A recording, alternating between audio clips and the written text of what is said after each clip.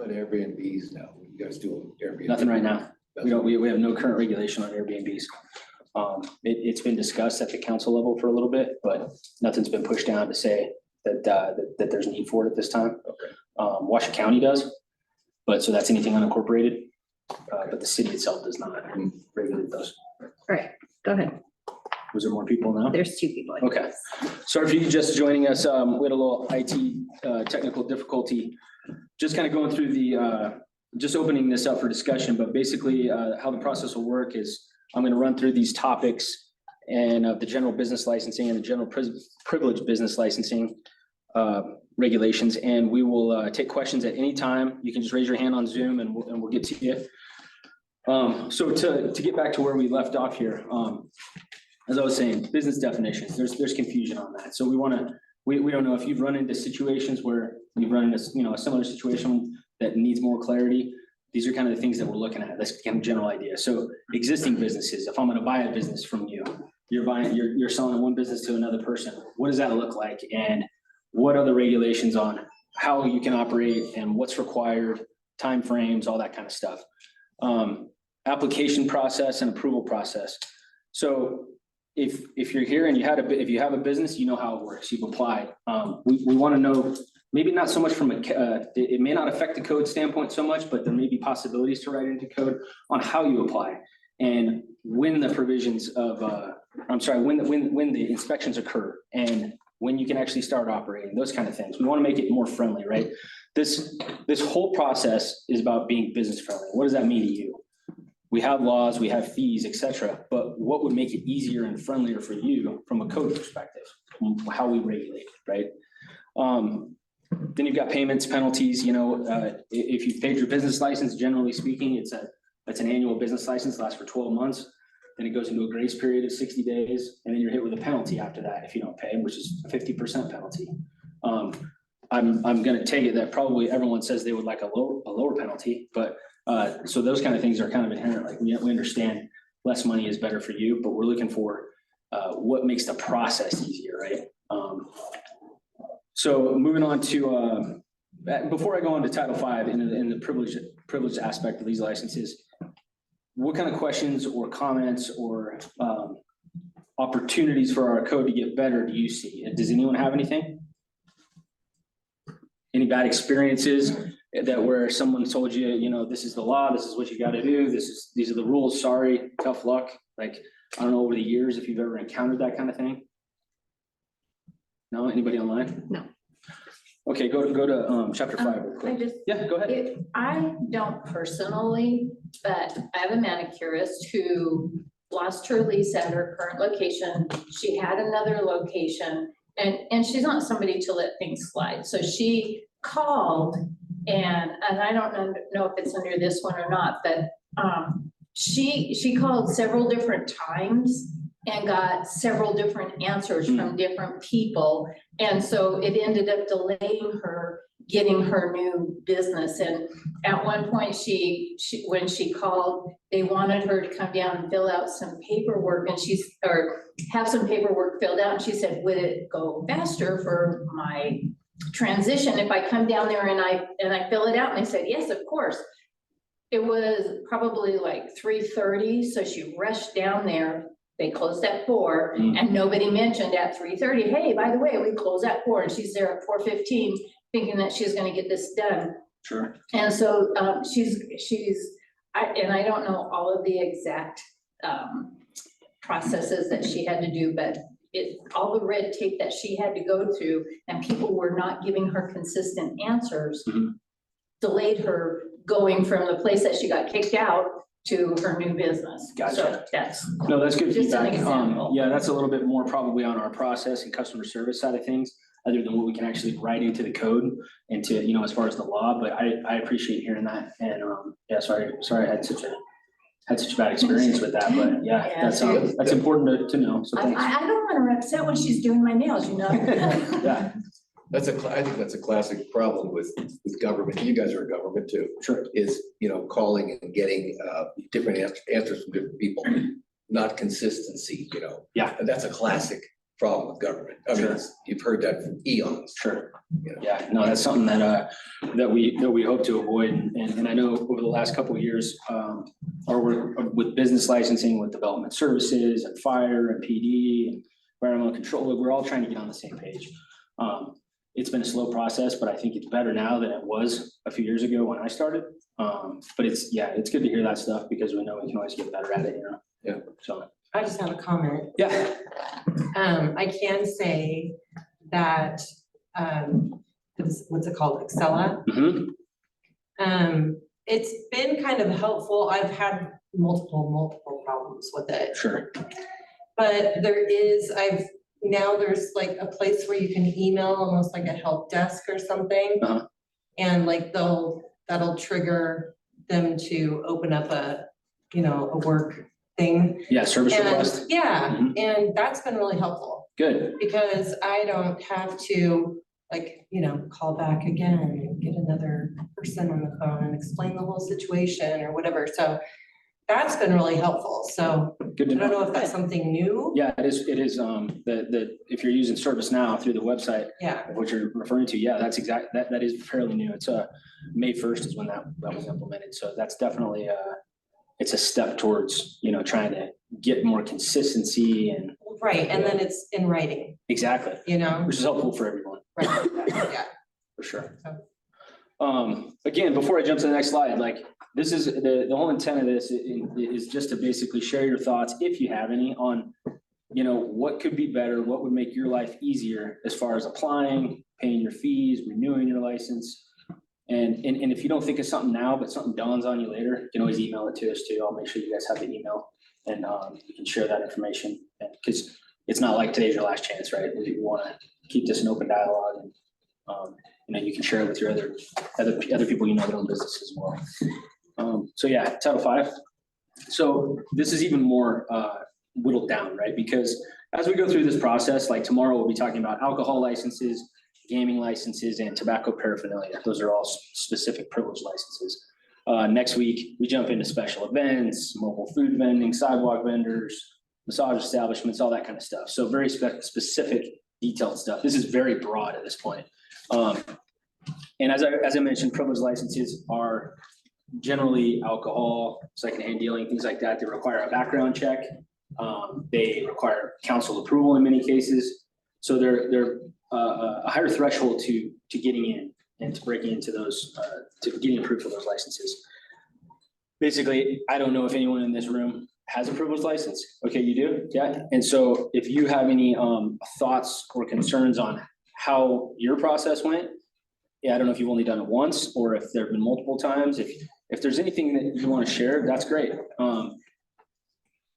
Honestly, it went quite smooth for us. Oh, good. But I can say, in the 10 years that we've been open, some of my family members that are in retirement stage and are getting out, the process of just taking, amending that license and changing it is kind of.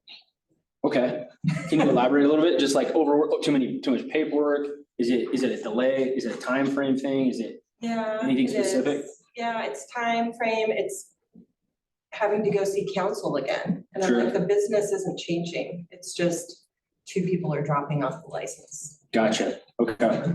So, No, that's good to know because I think our process is in going to council and what goes to council and for why, and those are important things. Council may not wish to see every little thing. If we were to break it down and say, do you care if one person drops off? Maybe they don't. I don't know. We need to bring those kind of topics up. So I appreciate it. That's good. That's good feedback. If you think of more things, as we go through this process, feel free to share because this is obviously something that's much more visible than say your normal general business license because that's all done administratively. And the So- privilege stuff gets done at a different level. So, yeah, what does go before council? What? I'll give you a complete list right here. I don't leave anything off, but, so everything that requires a background check, alcohol, pawnbrokers, auctions, or auctioneers, escort, alcohol services, peddlers, solicitors, sidewalk vendors, towing, booting companies, vehicles for hire, tobacco paraphernalia retailers, and massage establishments. And then, So anything that requires a background check, not necessarily, it is a little bit different, and those are right here, 1 second. Number 11 or 12. Which number is it? I'm pretty sure it's number 11 or 12, but let me look on code. Yeah. Because it's not the same, it's not all of those. It's a smaller list. Just so I don't get it wrong, so I want to find it exactly.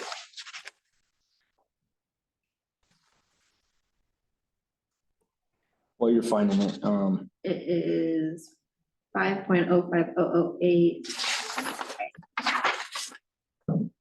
gaming, liquor, medical marijuana establishments, marijuana establishments, pawnbrokers, secondhand merchandise, escort services. So basically, gaming doesn't go.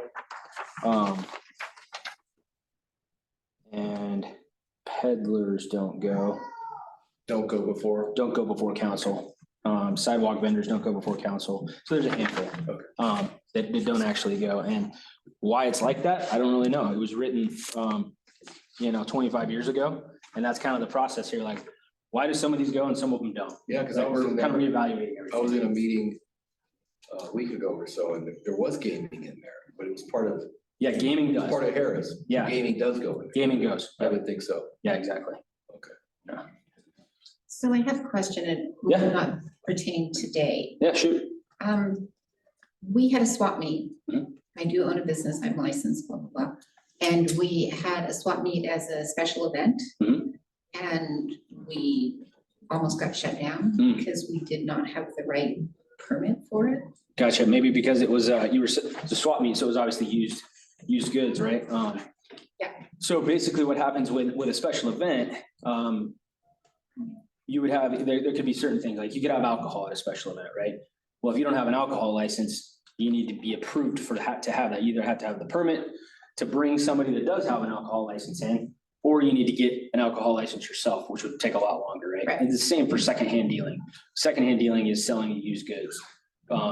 Antique, well, anything except for, there's a provision that eliminates antiques and books, right? Mhm. Antiques, books, and maybe one other thing. But if you're selling used goods, then you're a privileged license. So we weren't actually selling the Oh, okay. items. So there was an event. It was an event Uh-huh. and we rented space and people could purchase the space and then use motors. So you were, okay, so and at the end of the day, the way that the RMC looks at it now is that the promoter is responsible. So if you're promoting the event altogether, even if you're not the one selling it, someone's responsible for that activity, be it alcohol, secondhand. So maybe that's where you got into.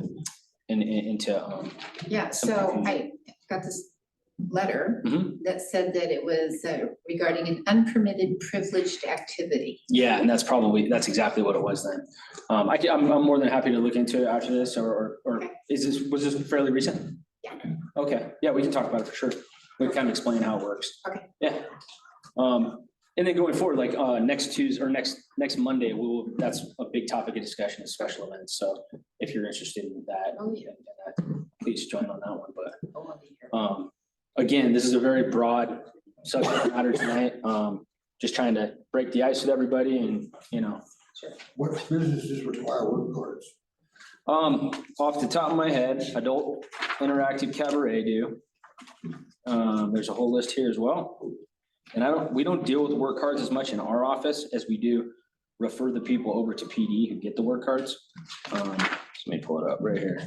So booting companies, escort services, alcohol entertainment services, pawn shops, secondhand dealers, towing companies, and vehicles for hire. So again, they're privileged type activities, but these may not necessarily go to council. That list is kind of around, it looks similar to what they'll go to council. So, yeah, it's just a way of keeping everybody accountable and keeping the business side of it clean. You don't people for hire, driving around a limousine or something and not having a background check or something like that. So. Is it Uber in that category? Uber would not. We don't license the individuals. We license the if Uber's doing business, right? And we don't even have any, there's not the main business, right? Not the main, sorry, what I'm looking for, the main like home office. Yeah, so the main rideshare program, we license. Right, So Uber, we license, but we don't license the independent contractors. And that's done through this, I think a state level where we require the state, that they just get a state license. right. And there are unique, situations like that where, again, our code's just silent on some of this stuff. And that's why we need to address it. Things like alcohol delivery, getting groceries delivered with alcohol, that's not in our code. It's at the state level, but there are things that are missing from our stuff that we need to get in. And doing that at the same time as putting in all this community input, that's the best way to do it. But we want to make sure everybody's heard, so. Any more questions on this? No?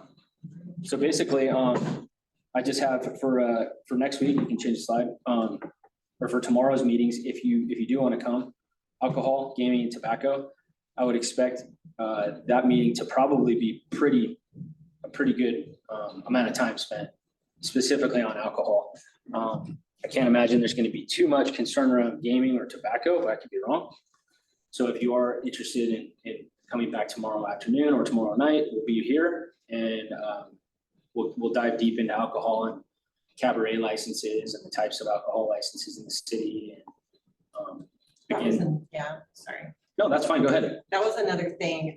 Originally, when we started our business, we purchased or applied for the cabaret license as well, not really understanding what it was. Right. And I've tried to drop it and get it dropped because we just don't use it. And that was another amendment that was gonna require me to go before council, and I'm like, why do I? Just to drop it? Yes. Maybe, and maybe you got bad information from staff. Maybe that came across wrong, because you should just be able to surrender that if you want to. Oh, really? Yeah. And I mean, just like, that's part of the cabaret license. Like, they don't call cabaret licenses anymore, right? That's kind of an old term. So we're trying to update that kind of information as well. And explain what it is, right? It's a license to provide live entertainment, to have bands and to have activities and things like that. But yeah, in your case, we can definitely talk about that. You should just be able to surrender if that's the case. But, yeah, again, you should come tomorrow and hear any feedback on that too. Any other questions? Yeah, go ahead. No worries. We have a special use permit for the property that we're located in. Yeah. And how, I don't know if this is something you can answer right now, but how would it work if I were to sell the business, not the property? Would the special use permit stay in Yeah, it would my stay. name? Yeah, so basically it depends on the special use permit's issued, but it's property specific. So yeah, your name might be on it, but 50 years from now, it could have changed hand 10 times. But if that special use permit remained active, it's just gonna be, the original was addressed to you, but it's more specific to the APN. And so it's that piece of property, the rights go with the property. Okay. Yeah, and as long as the use doesn't change and it stays, it doesn't go dormant for more than 12 months, then it'll still apply. So if I were to close down for 6 months, it wouldn't go away right away. It takes 12 months of being silent for it to die off, and then essentially they would need to get a new one. Yeah, 12 months. Okay. Yeah. All right, thank you. Anything else? Go to the next slide, and just so we can share this. I don't know if you've been to the website yet, but you can go right through reno.gov/business license. On that main page, there's a link to the code rewrite section. And on that page is kind of everything you need to know. It's got all the schedules, it's got the emails, the opportunity to submit comments. It's got a timeline of events and how we plan to proceed with all this. And like I said, more importantly, it's the way to contact us. Like I said, you can go through blcode@reno.gov, or you can also click on a form and submit your comments in that way. At this time, we don't have a drop dead date on when comments should be submitted. But I can tell you based on the timeline, we're gonna be doing this process for the next 2 weeks. And then throughout the rest of October, gathering more internal feedback from all the other departments and divisions and even council. And just getting all of the things that anybody cares about. What's bothering anybody, what's working great, what needs to be looked at. And then we're gonna give that off to a consultant who's gonna basically compare what we have and what we're looking for to the local jurisdictions surrounding us, as well as other Nevada jurisdictions and similarly sized municipalities around the country. But we want it to fit our style, right? We're not just gonna say, hey, what are they doing in Tennessee? Because maybe it's not applicable to what we're doing here. Once we have that draft back, looking at probably the beginning of the new year, we will reinitiate this process, invite everybody out, post the drafts, everybody can review, and we will take more feedback and see if it's, our changes are satisfactory, if you want more changes, you want less changes, any sort of feedback that we can gather. That's the whole mission of this project, so. Yeah, that's all I have. And if, like I said, if you think of something later, feel free to submit a comment or an email. So, just as I don't really trust government all that much, but is it also, what about all the fees for all this? Yeah, so fees are a separate animal. They go through our annual budget process. And so every March, April, they start that process and they do hearings, and they do generally 2 or 3 hearings between March, April, May-ish. And those are all done on special meetings. They're not like a normal city council meeting. They'll have a special budget meeting for that. And then all the fees citywide for anything from business license to building inspections to fire, to anything you think of, any fee that the city charges are all brought forward at that point and discussed. Every year? Every year, yeah. So it's a separate animal. In some jurisdictions, it's actually buried and built into the code. And you don't get the opportunity to look at those to eliminate fees or raise fees or amend fees. Doesn't come up as often because it's in code, but ours is separate. So, I don't know how to put this, Mike, but, what's generating this, request for change? Is it to bring out more businesses for different licensing and fees? Is it, to generate more revenue for the city, or is it to actually clarify the code? That's exactly what it's aimed at primarily, is to make the code clear and make it so that you can go read it and not have to call us and not have to be confused. We want everybody to be able to interpret it and us to be able to regulate it much more simply. Like we have, there's a handful of examples that I've written down just on how antiquated some of our code is. And like we have definitions in our code for coin operated rides, like the little things that you see outside of a Walmart, like a little kid's toy. There's definitions in there, but there's no regulation behind it. It's stuff that's just been there forever and it needs to be cleaned up, right? Residential rentals, like I said, at the state level, they dictate that more than 4 will require a business license. The city's 3, right? So there's inconsistencies across jurisdictions. We want to look at that. When you're talking about bars, canned cocktails, those don't fit anywhere. They're not called out in our code. So we need to put stuff in. We need to modernize it, catch it up to the times, clarify, make it easy to interpret, not a lot of guessing. So that's the intent on it. Anybody else? No? Okay. Well, great. Like I said, feel free to reach out to us at any time, and hope to see you if you have more questions or you have a business that's specific to one of the chapters of code. If you don't have the schedule with you, go on the website and it'll tell you when we're going to talk about it. We'll be here. All the meetings will be here, and they'll be at 1 o'clock and 5:30 today, tomorrow, next Monday, next Tuesday. All right, thank you. Okay. Yeah, of course. Have a good night.